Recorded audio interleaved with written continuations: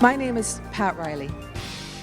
I'm going to be honored to introduce to you Bill Falloon, the founder of Life Extension, one of the most respected leaders in the field of nutrition. Before Bill comes up, I just want to say, it's because of Bill Falloon, a lot of the technology is available to the public today. If you take CoQ10 to protect your heart, it's because of Bill. And if you take other nutrients, such as a baby aspirin every day or DHEA, it's because of Bill. He's a real leader, and his mission is to reverse aging with this exciting new technology. We are so thrilled and honored to have him here tonight. Welcome, Mr. Bill Falloon.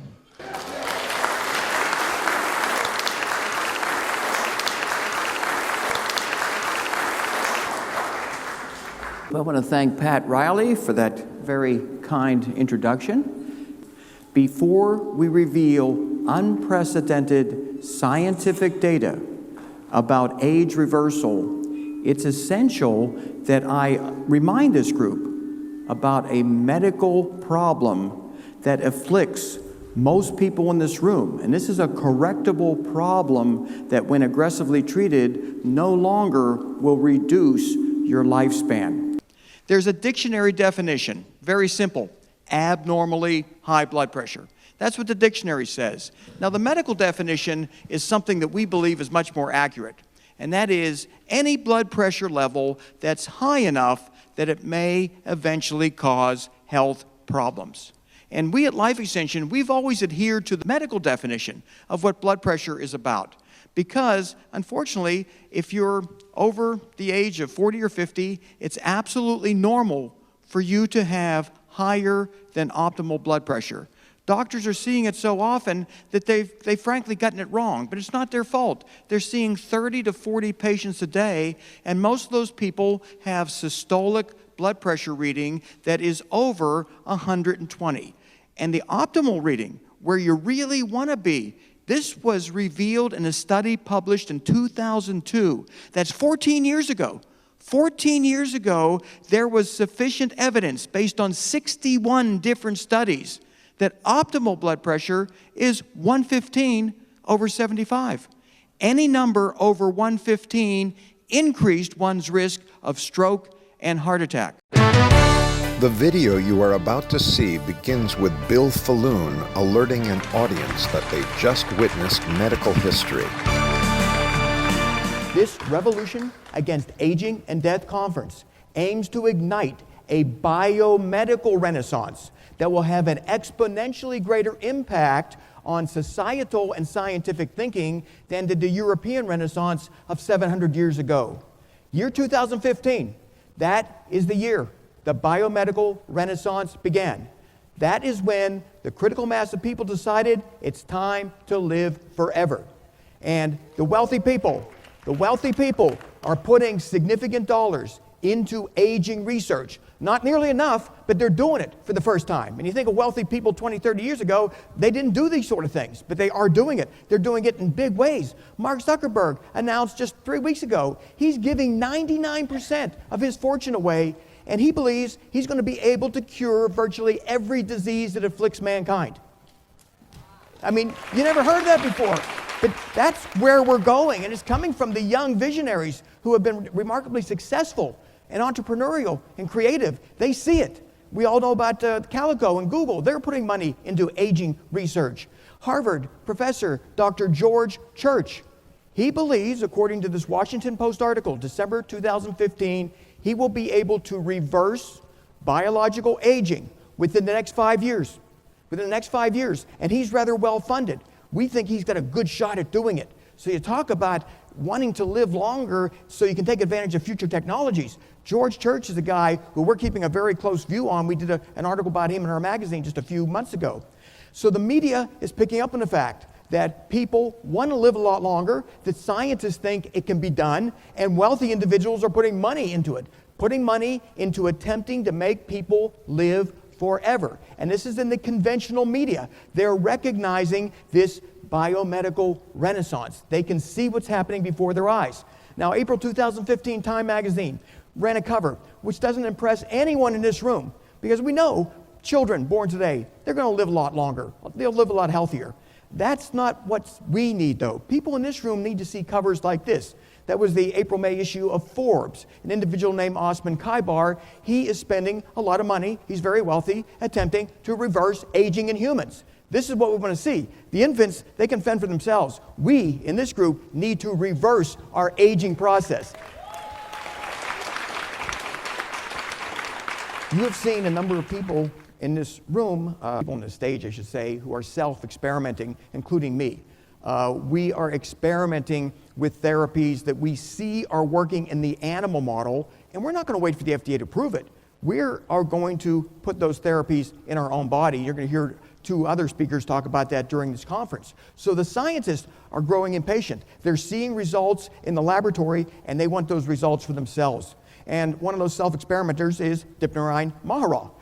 He's hooked up to an apheresis machine there. I've been on that bed 2 times, by the way, undergoing a stem cell therapy. So we're doing ourselves what we're filing applications with the FDA for now to get approval to do widespread clinical studies.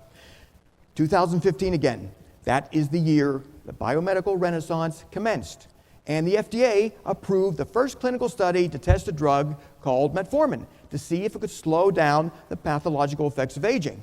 And the media, they exaggerated it by quite a bit. They're claiming that metformin by itself is going to enable people to live to be 120 years of age. These news headlines went all over the world, and we know that metformin is not going to do that by itself. It's a great drug, but it's not going to let you be 120 just by taking metformin. And one of the reasons we know that is, well, we've been studying it extensively. And what's happening right now is that seniors who heard about the study that this drug could enable people to live 120, they're scrambling to get into that study. This is an April 2015 Wall Street Journal reprint where it shows elderly people want to live longer, live healthier. And if you go back 30, 40 years, older people just said, well, it's just natural to go old and die, and why should we try to do anything about it? Well, this drug has enlightened enough people and motivated them to want to get into a clinical study. Now, Life Extension recommended metformin as an anti-aging drug back in March of 1995. The FDA went literally berserk. They were threatening to re-indict us on new charges of helping people get medications that they had not yet approved of. We did not back down. We continued to recommend metformin in future issues of our magazine as an anti-aging therapy.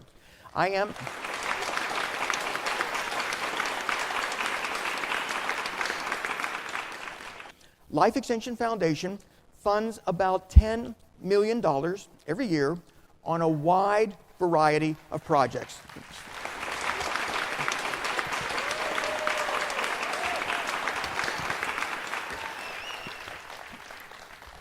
So we're doing everything we can at Life Extension to accelerate the progress. So if you wonder what we do with the surplus money we get from your dietary supplement sales, well, this is a big part of it. In addition to fighting the government, which is the other part of it, we are funding researchers. I'm in the presence of real genius here, and I hope you don't mind my saying this, but I'm really quite impressed. If you might, would you share with our audience a little bit of your background? You invented Sirius and so many other things. Yes, I began my career in satellite communications, created Sirius XM satellite radio. Our youngest daughter was subsequently diagnosed with a life-threatening condition called pulmonary arterial hypertension. There were no medicines approved by the FDA for this condition, so I devoted myself after hours to trying to find a cure, a medicine that had been at one time developed but not proven. I eventually found a few leads, nothing more than that. It took a full-time effort, so I left Sirius XM. I sold a lot of my stock, put all of my capital, risked everything into a new company to develop a treatment. And today we have 4 treatments for this disease. We've increased the number of people living with it tenfold, and our daughter is 30 years old and healthy. Astonishing and absolutely superb. Bill, tell our audience a little of the research that Life Extension is pursuing at this time. Well, what we're investigating more than anything else are ways to slow down aging in our lifetimes, of course, trying to develop and accelerate technologies that people who are growing older and running out of time can avail themselves to. we set up the Church of Perpetual Life in order to spread the philosophy of what the science is all about. Because so many lay people, they just don't understand that we were put on this planet. Mankind was put on this planet to evolve, to grow, to make the discoveries that for some people, they take it for granted. But the future discoveries are what people don't yet understand are going to occur. Back to terrorism. Some of the points you've made are really very, very provocative and very thought-inspiring. Please share these with our audience. Sure, we have four major tenets of TerraSem. The first of these is that life is purposeful. We have a purpose on life, as Bill just pointed out, which is to move all of humanity forward, to evolve. Technological evolution is simply evolution continued by other means. The second major tenet of TerraSem is that death is optional. Again, as Bill has pointed out and led the way, we've made tremendous progress in vanquishing death. Our lifespans are double what they were a century ago. And as we continue to advance cures for cancer, Alzheimer's, and heart disease, I believe we'll come to a point when people live increasingly longer lives, and then ultimately people will live as long as they have a zest for life. I'd like just to ask you both, what should the public do to support research such as yours? I think the most important thing for the public to do is to be engaged with our legislative process. And it's so easy to just throw up our hands and say that all of the politicians are corrupt and hopeless. But if we do that, things can only get worse. So I think what's most important is for people to vote. Less than half the people even bother voting. And if just a majority of the people vote, and if young people try to become politicians so they can help shape the future, then I believe we'll have a self-fulfilling prophecy of making a better world. Bill, if I may ask you, we just saw this video with NIGARD. Where is stem cell research at this time? Oh, it's all over the board. There are some breakthroughs occurring at this time. There's some advancements being made, but it's nowhere near moving as fast as what we wanted to. So more emphasis needs to be put into the research. And as Martine said, we need to make this a public issue so that the politicians start talking about it as something maybe more important than the next war or the next bomber they want to support. They want to maybe find a cure for aging via stem cells or whatever technology looks most promising. Now today we have a special guest. He came all the way from the Bay Area just to give us a talk. He gave us a talk a little bit over the weekend to some young immortalists who also came from literally around the country and around the world. We have one individual from Moscow, a number of people from Europe, and they're here for the first time at this Church of Perpetual Life. I'd like to introduce Aubrey de Grey.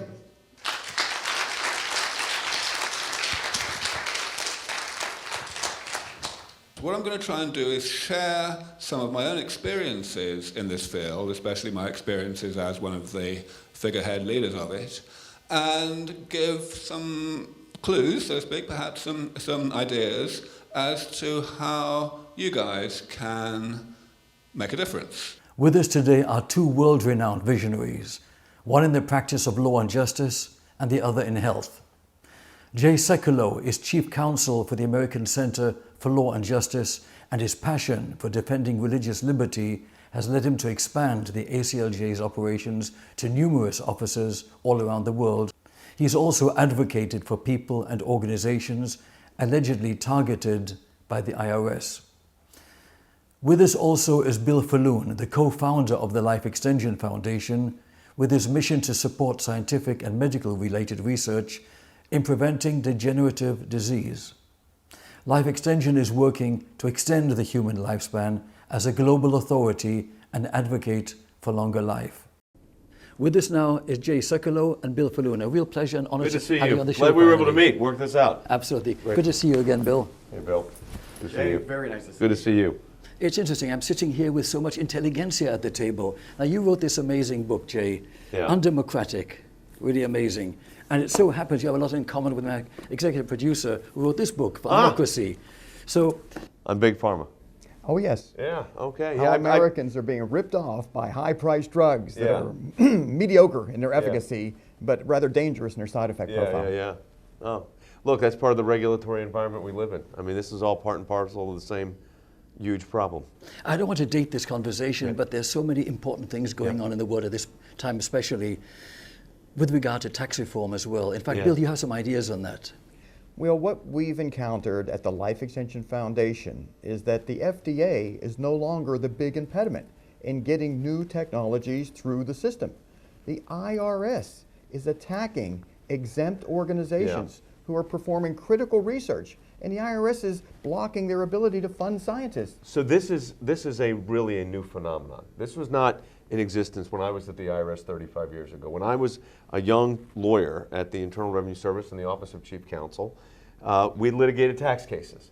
And we didn't get into whose politics, what their positions were. You either exempt if you were, you got your exemption. If you weren't doing exempt purposes, you didn't get your exemption. It was straightforward. That's not the way it's done now. So now what's happening is the political machinery of the regulatory government, and that's what we're dealing with. I call it a fourth branch of government, basically, Yes. Unelected fourth branch of government, operates and exists, and there's no checks and balance. So Congress passes a law, and the amount of regulations that come out of the United States Congress exceed what Congress actually wrote in the law. There are more regulations by volumes than actually the Congress creates when they pass a bill and eventually becomes law when signed by the president. So that you've got this juggernaut that has taken off right now, and unfortunately, it's not getting better with age. I mean, it's not like a fine wine. This gets worse with age. And the reality is, I think if you're looking at some of the innovative, I've talked to a lot of medical experts, doctors, physicians, that say they're just stifled in their ability to. The universities are having problems. I mean, this is an ongoing problem. Well, what the public seems unaware of is those unelected bureaucrats that occupy the IRS indefinitely. Yeah, lifetime. It's basically, I call it the equivalent of a lifetime appointment, because once there, you're not getting them out. The best example of that's Lois Lerner. She was the main architect of the targeting of the conservative groups. What was her penalty? Nothing. Eventually, she resigned. She got to retire. With her full pension and retirement benefits. Now, if it was anybody else, they would have been indicted. I mean, that's the reality. But one of the things I talk about in undemocratic is this idea that you have to have the way we view in the private sector. You retain your job because of merit. You've earned it, and you keep your job. If the company's doing well and you're doing well in your job, you keep it. But if you don't, you lose your job. That's not the way the government works. And the IRS, by the way, is not the only example of this, but it is, I think, the one that impacts most people's lives more than any. You know, the fundamental premise of which you and Life Extension has been battling is defending the First Amendment. Yeah. And when it comes to what Life Extension does, we disseminate truthful, non-misleading scientific information to the public, such as low-dose aspirin. Yeah. Everyone now knows that reduces heart attack and ischemic stroke risk. Right. But when we first came out with it, FDA spent 15 years trying to censor that information. And you're in the same situation. Yeah, so the 81 milligram Bayer aspirin, or whatever aspirin you take, right. Actually, that came up in an oral argument once. Not my case. I had a case right after it. And I'll never forget the Chief Justice bringing that up. But, well, it took forever, he said, to get the 81 milligrams aspirin approved.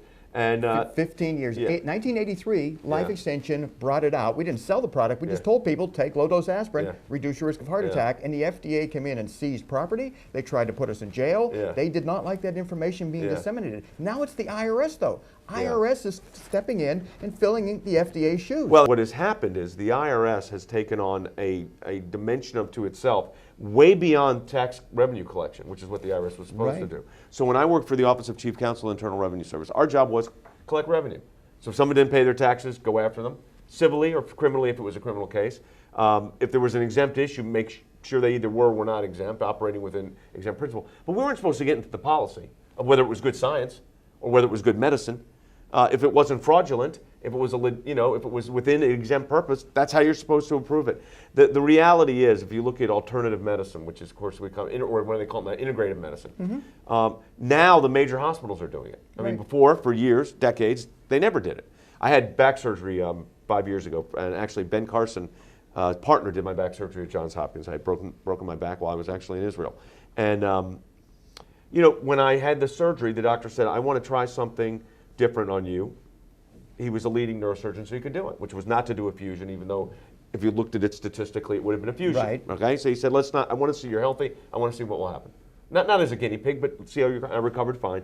And then I did a very holistic version of physical therapy, not the traditional, take your knee, shove it up to your chest stuff, which hurt after back surgery, but rather a method called Egoscue, which is a lot of golfers use. And I'm a golfer, but also it's a lot of athletes use it. It's a much more holistic, but people will say, but they have to be very careful and say we're a non-medical pain relief, because if you say medical, it creates a whole thing. So look, words have meanings, things have meaning. This is part and parcel of the problem. Well, I'm involved with a lot of tax-exempt organizations, and starting about 4 or 5 years ago, I had to think about every email I wrote. Am I going to say something? Look, I hope you're still thinking about it. You should be thinking about it right now.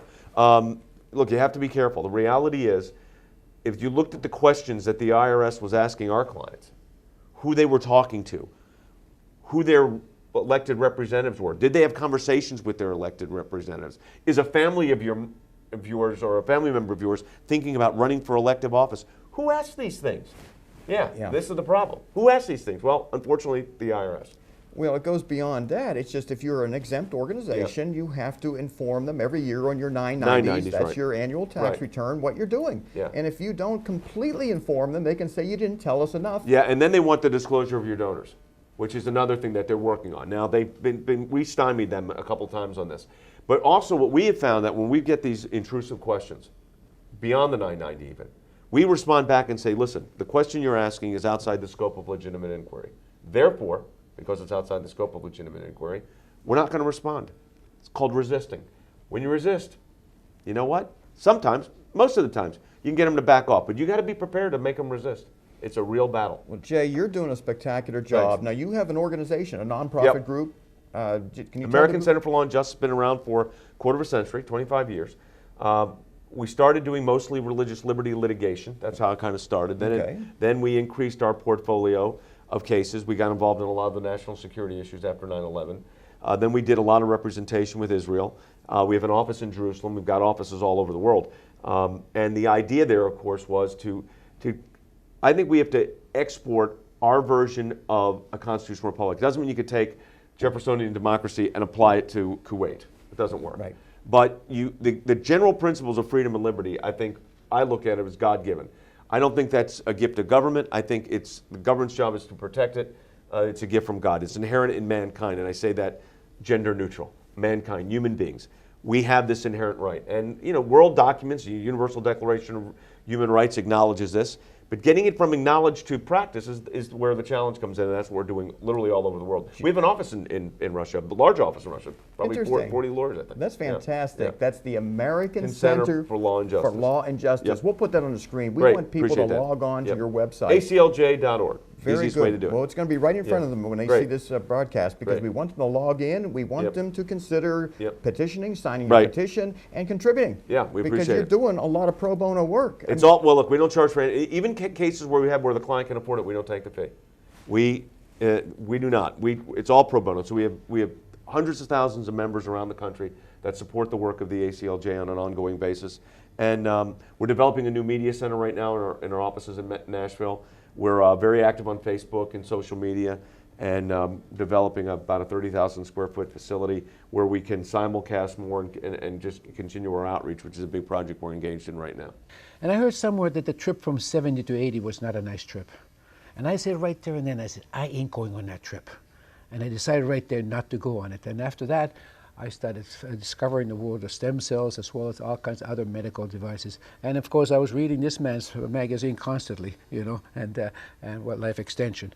But it really becomes very apparent to you as soon as you hit those magical numbers. And should have come apparent to me a lot earlier, but at least it became then. And then I took some real decisive action. What's so fascinating, Peter, so the audience can understand what you're actually doing. This is not embryonic cell research. You have done something very unique. You've taken your DNA that's 100% unique to Peter Nygard. You've transferred that DNA into an unfertilized egg. And that unfertilized egg is rejuvenating your DNA, spewing out lots of stem cells that are Peter Nygard stem cells, and you're putting them back into your own body. I know it's like science fiction, but it's really true, Nobody hardly ever believes this story, until you really start thinking about it. The fact that you could actually return yourself back to age 0, and it's such an unbelievable story. It was unbelievable when we first started doing it, but I was first at this and I didn't know it can't be done. So I just went ahead and done it. And lo and behold, we broke through it. It became news all over the world. You know, all over the world became one of the biggest news, you know.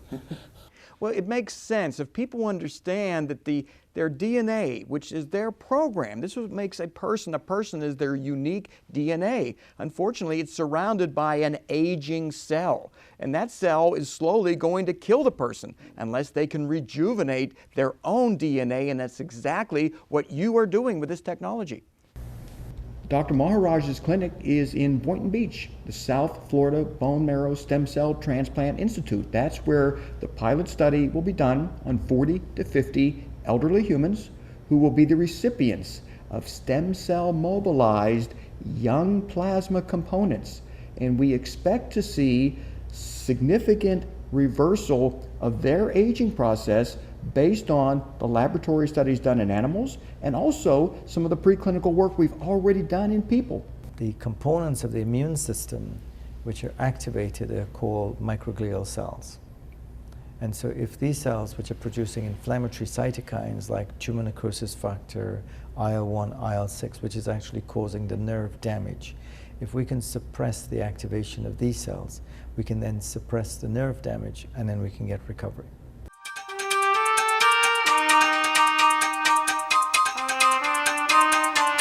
With us now are two brilliant scientists from Russia, Paulina and Jane, and Bill Falloon. It's a pleasure and honor to have you with us today.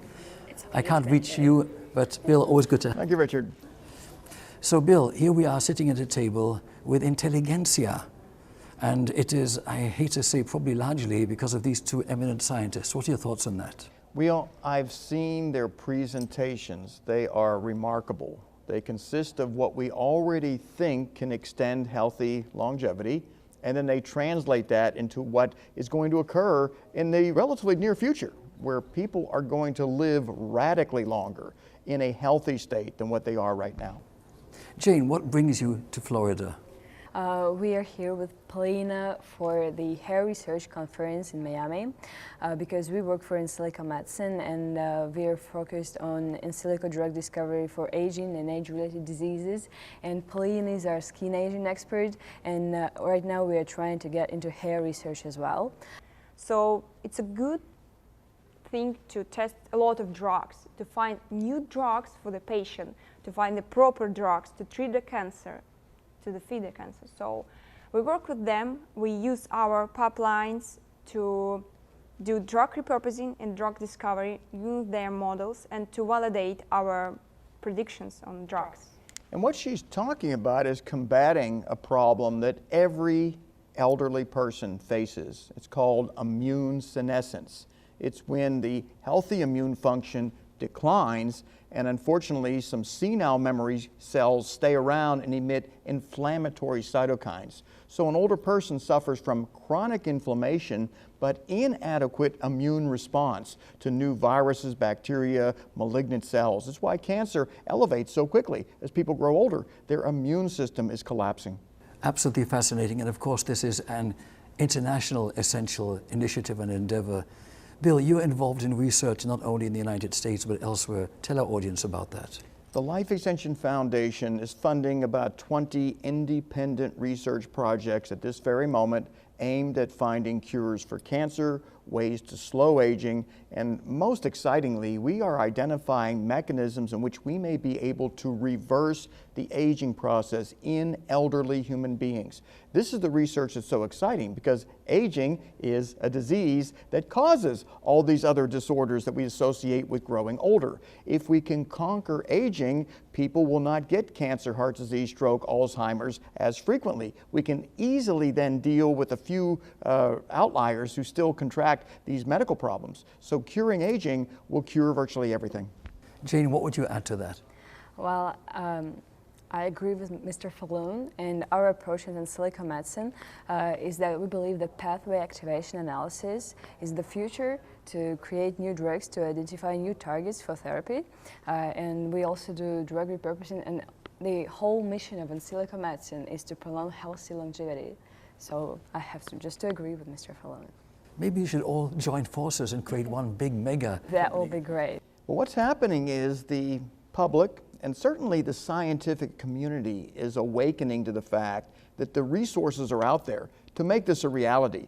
And if we just bring these resources together, we're going to have synergy. In other words, the sum of the parts is going to greatly, when it comes together, equal what they were before. So the secret to extending healthy human lifespan will be to coordinate. So it's a great idea. You know, the public has such a challenge in understanding the concept of transhumanism, where the human brain is going to interface with a computer, maybe a computer the size of a microchip in the brain or outside the brain, and confer immortality perhaps in an electronic form. Now, you were just describing how neural nets work, and it enabled me to understand a lot more how this is really going to happen. So, Paulina, what are your plans for the future? Well, I'm trying to find some new drugs. So, as I said, it's already clinical trials for metformin for longevity, but some of the drugs, as rapamycin, have a lot of severe side effects. It's because the rapamycin is a mTOR inhibitor, but it inhibits both complex of mTOR, mTOR1 and mTOR2. So it's really necessary to find some new drugs that will be inhibit only mTOR1 complex and don't have any severe side effects. So for a near future, I want to find some new drugs that will prevent or slow down aging, and particularly skin aging. So actually I'm focused on skin aging. Fascinating. Jane, tell us about your story. I've been a very strange kid because since I was a little girl, I understand that this research, gerontology and fighting aging, is the only thing that makes sense to do.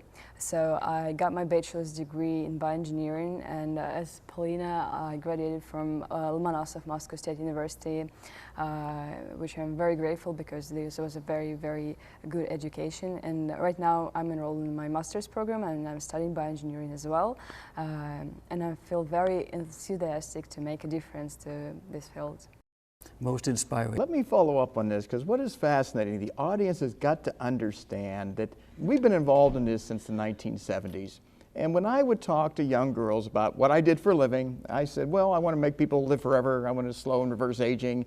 None of them accepted it. They would rebel. They would say, well, everyone gets old and everyone dies. What do you want to do anything about that for?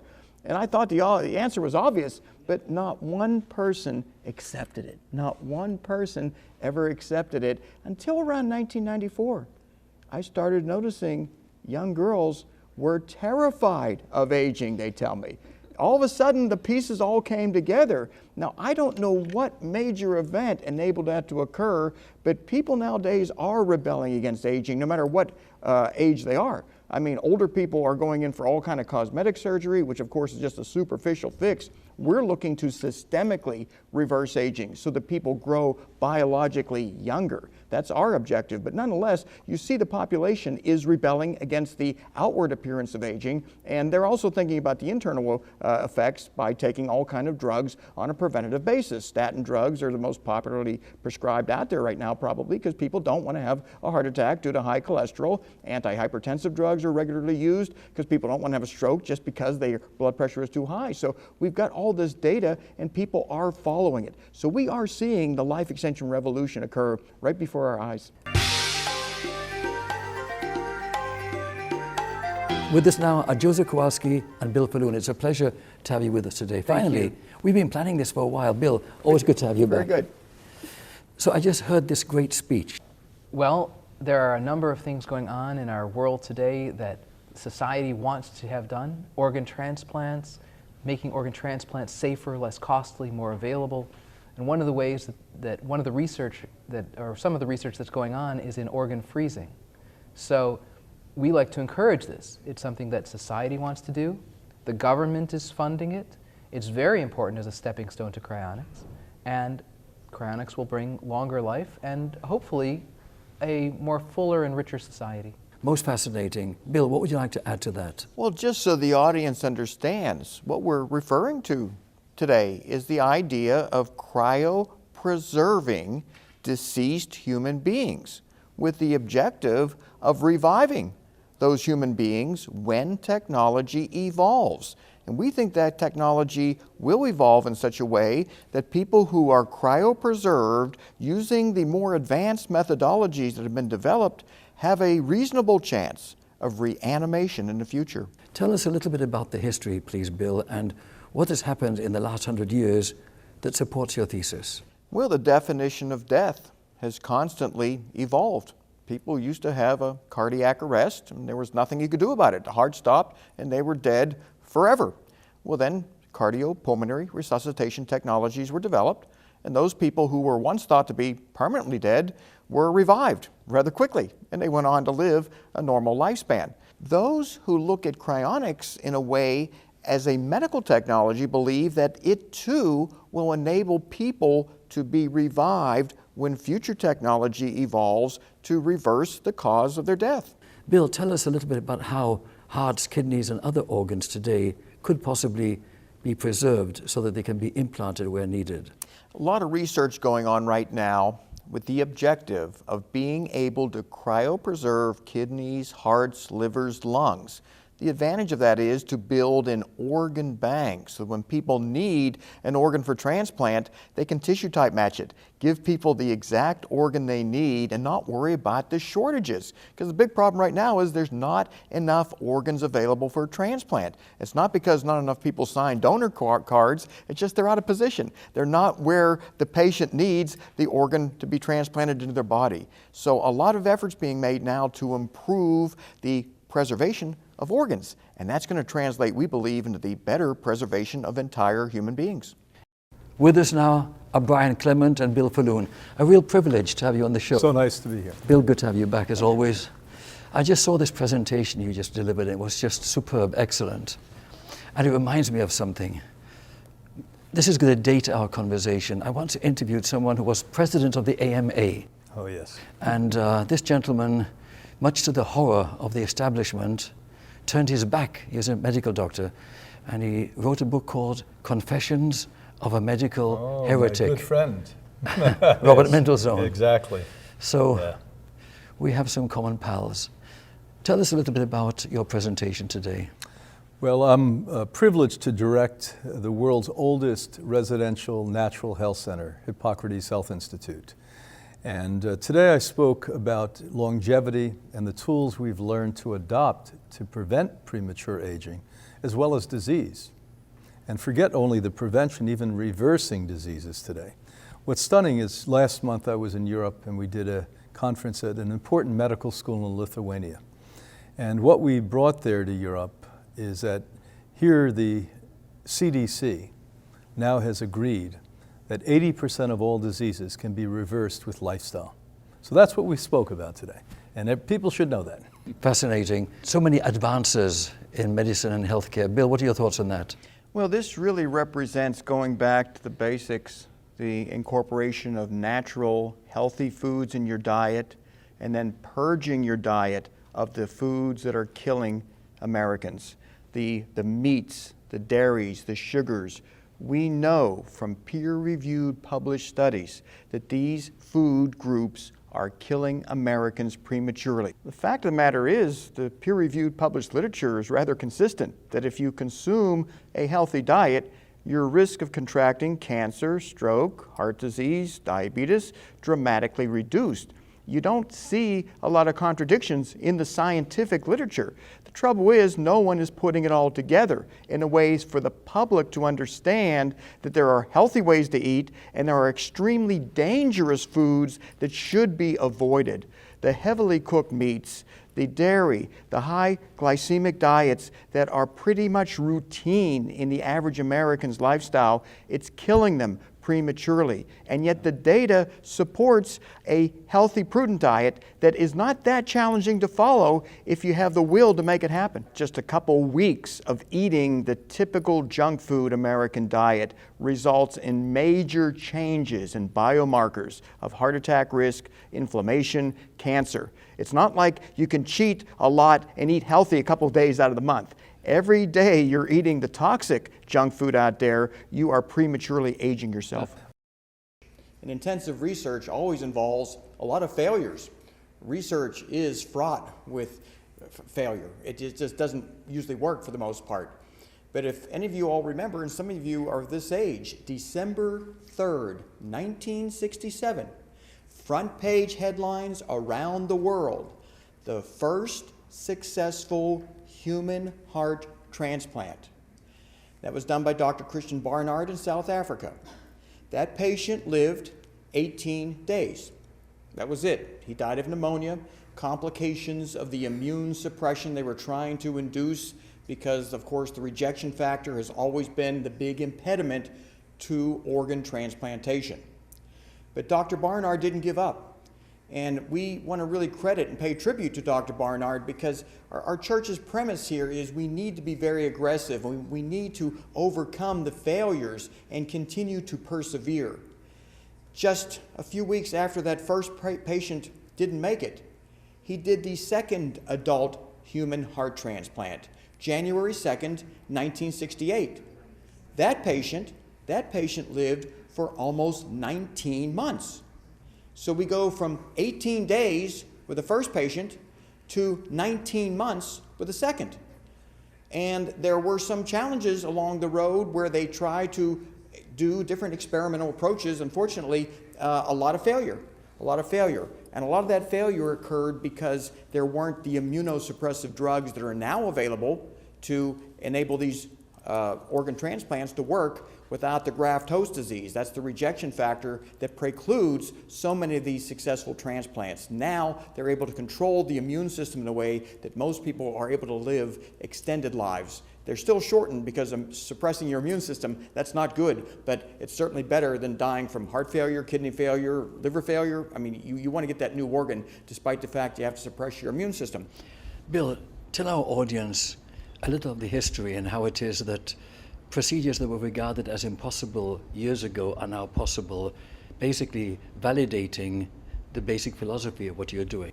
Well, I can talk about medical procedures, or maybe something more people are familiar with, the Apple iPhone. In January 2007, when that was announced, the highest level computer engineers working for the competitor of Apple thought it was impossible. They didn't think you could do all of that with a telephone. And sure enough, it happened. Virtually everyone has an iPhone right now. So that's just one little analogy where only 8-9 years ago, people didn't think it could happen, but it did happen virtually overnight. As it relates to medical technology, we're constantly seeing an evolving situation where diseases that were once considered terminal are being cured. Dr. Moore, tell us more about Alcor and the clientele and basically what the plans are, where it is currently in technology. Well, Alcor was founded in 1972, so we've been around for quite a few years now, 43 years ago, and we're a non-profit organization. It was founded really with the idea, not as a business, but because the founders themselves wanted to carry on living. We decided that life is good and we want to carry on having more life. And the fact that our bodies fail at a certain point is really just an accident of nature. Evolution had no interest in building a body that could last indefinitely. Essentially, once you reach reproductive age, it doesn't care what happens to you. You've already passed on your genes. So one of the objections to cryonics or to life extension in general is often that when your time comes, it's your time. Well, what is this time? There is no time. We live a lot longer now than we did in the past. So the idea of cryonics is really that it puts life on pause, because you have some conditions considered fatal today, but something that will be curable in the future. It essentially puts you on biological pause so you can wait until that time when you can fix the problem. Bill, your initiatives not only are to assist humanity, but also to preserve species, endangered species. Tell our audience a little bit about that endeavor. Well, that's part of the endeavors with some of the projects we have in Texas with our Timeship project. We have over 1,000 acres of land in the Texas Hill Country. It's the most safe area of the country from the standpoint of natural and man-made disasters. And we have some buildings up there already that are going to be doing some research on some improved storage technologies. Eventually, we will have a 6-acre reanimation research facility that will also house cryopreserved patients in the intermediate temperature storage area where there may be less damage. So that's one of our bigger projects right now, is the Timeship, located right out of San Antonio in Texas.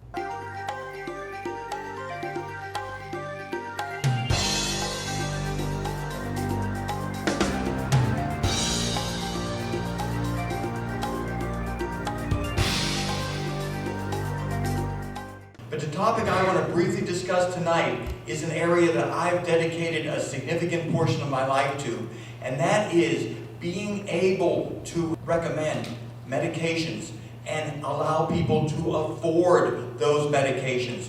We're talking about generic drugs that have significant life-extending properties. Properties that reduce the risk of cancer and dementia and atherosclerosis. People cannot afford these drugs because of collusion amongst the drug companies that are sharply elevating the cost of these medications. I personally am on a drug that I need to stay alive. It's called tretinoin. It helps to kill cancer cells. In my case, it's being used to kill viral infected cells. This bottle of tretinoin costs $1,100 per month for a drug that I will probably have to take for the rest of my life. My insurance company pays about $850 of it. I have to pay $250 per month. That is about $3,000 per year that I have to pay, and my insurance company, they have to pay over $10,000 a year for one generic drug. Tretinoin has been around forever. What's going to shock you, and I'm going to tell you this after we put on this CBS News report that was broadcast last night. Bear in mind, we've been battling this since the early 1980s. I was put in jail by the FDA because the drug companies did not want this information to get out. Well, this information is getting out. It got out because the New England Journal of Medicine released a study just yesterday, and CBS News picked up on that study, that we as a citizenry we are being ripped off by generic drug companies. And the result is our mission to extend a healthy human lifespan is being impeded. We are facing a roadblock because of what generic drug companies and the FDA are colluding to do. So I'm going to play right now what CBS aired just last night, and then I'm going to conclude with a shocking fact as to what this drug that is costing $1,100 a month, what this drug really costs to make. Even CBS doesn't know, but we do, and we're going to reveal that right after you watch this. So please play this right now. Some spectacular jumps in generic drug prices were exposed in an article in the New England Journal of Medicine. Doxycycline, an antibiotic, went from 6 cents a pill to $3.36, an increase of more than 5,000%. Captopril, used for hypertension, increased 2,800%.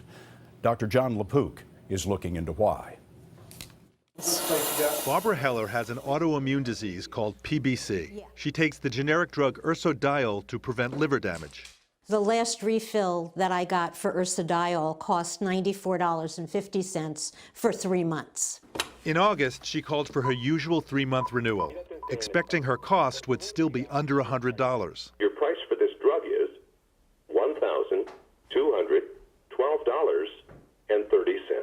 I was upset. I didn't know what to do. I need ursodiol every day, probably for the rest of my life. Cost can't be a factor in not getting it. A recent analysis found nearly 10% of generics more than doubled in price in the past year. Today's article points to the impact of less competition in the generic drug industry. For example, over the last decade, the number of companies making the heart drug digoxin fell from 8 to 3, and the drug price went up by 637%. Dr. Aaron Kesselheim of Brigham and Women's Hospital is one of the authors of the paper. So without competition, the generic companies can say, what's the price, how much you got? Yes, everybody just assumes that generic prices are low. But generic prices are low because there's competition. And so once that competition goes away for whatever reason, then you have very expensive generic drugs. And these can be very expensive for patients. Well, this is 3 months worth. But after Heller and her husband did extensive research, they were able to find the ursodiol at a discounted rate. But it was still more than 3 times what she had paid before. The Generic Pharmaceutical Association points out that in 2013, generics saved the healthcare system $239 billion. The price hikes that threaten those kinds of savings are why a Senate subcommittee chaired by Bernie Sanders will hold a hearing next week. Doctor, thank you very much. When we exposed that in the 1980s, we were arrested, we were indicted, we were faced with life in prison.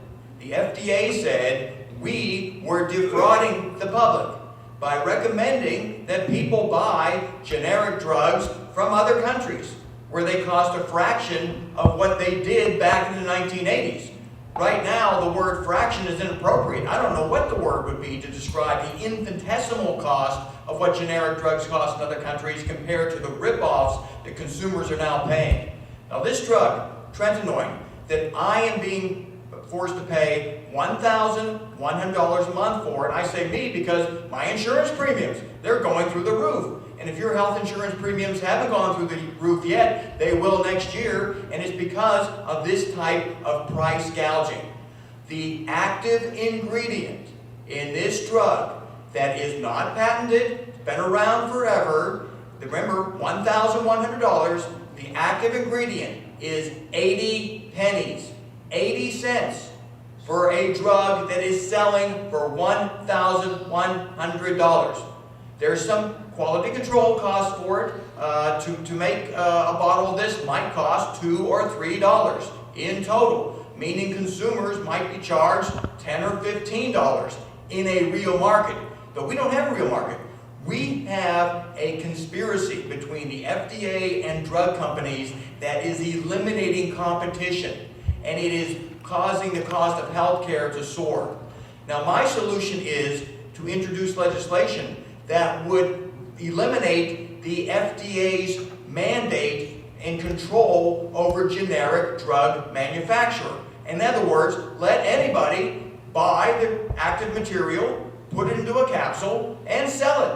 I can guarantee it's not hard to do. I mean, there's companies doing it all the time with dietary supplements. Putting 10 milligrams into a capsule is not rocket science, and yet it's illegal. The FDA doesn't allow you to do it unless they give you permission. If they don't give you permission, you can't compete. So I'm going to ask the group here, and I'm going to be asking this amongst a lot of other groups, if we were to organize a protest at local congressional offices demanding an amendment to the Food, Drug, and Cosmetic Act to allow low-cost competition, allow Walgreens, allow CVS, allow any of these companies, these big drug chains, to go out and make their own generic drugs.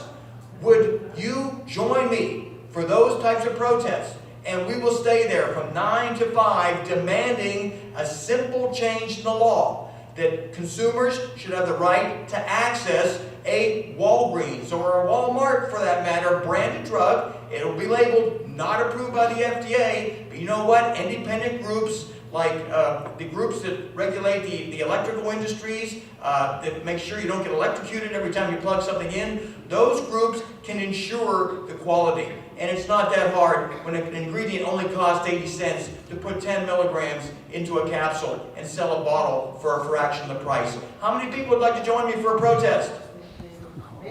Well, that's great. That's great, because that's how you change things for the better. And once we get rid of this problem, then we can recommend medications that can radically extend the human lifespan, and that people can afford them. Because most of these drugs, by the way, that can delay illness, they're generic, but they cost way too much money.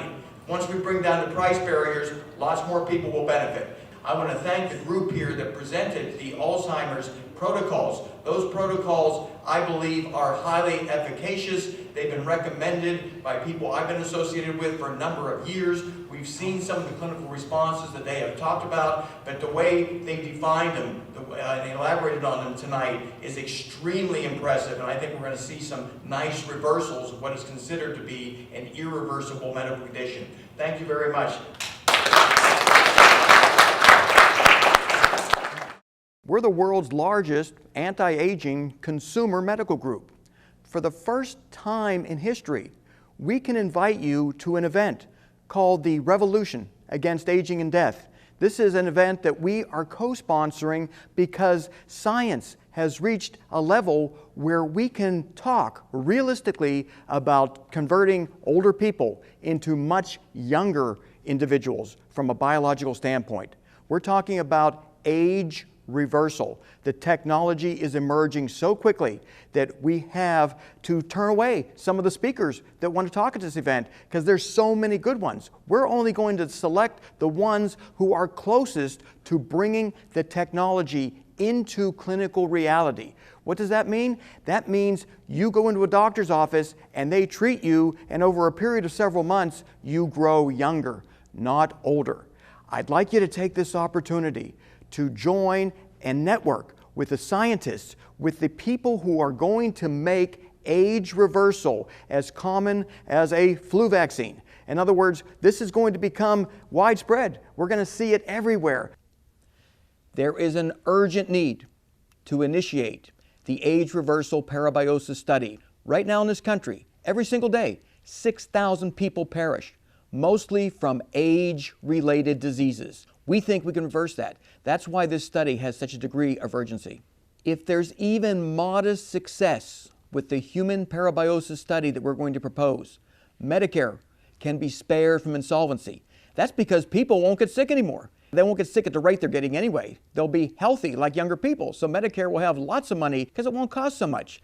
And decades of healthy life could be added to human longevity, starting right now.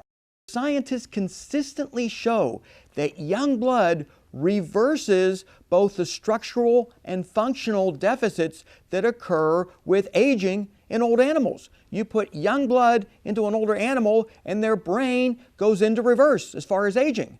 Sarcopenia, loss of muscle mass. This is what causes people to become so frail as they grow older, in addition to loss of cognitive function. Parabiosis research shows that young blood reverses the loss of muscle mass, and we know some of the mechanisms of how it does it. This is what makes it so exciting. Stroke, it's a major cause of disability and death in older people. Well, if you put young blood into old animals, you restore youthful cerebral vasculature. In other words, the blood vessels of older animals become younger. We're literally rejuvenating old blood vessels, making them behave and function younger so that blood flows through. One study showed that blood flow through the brains of older animals doubled in response to younger blood circulating in their bodies. These are game-changing breakthroughs, and we're about to launch it in the human clinical setting.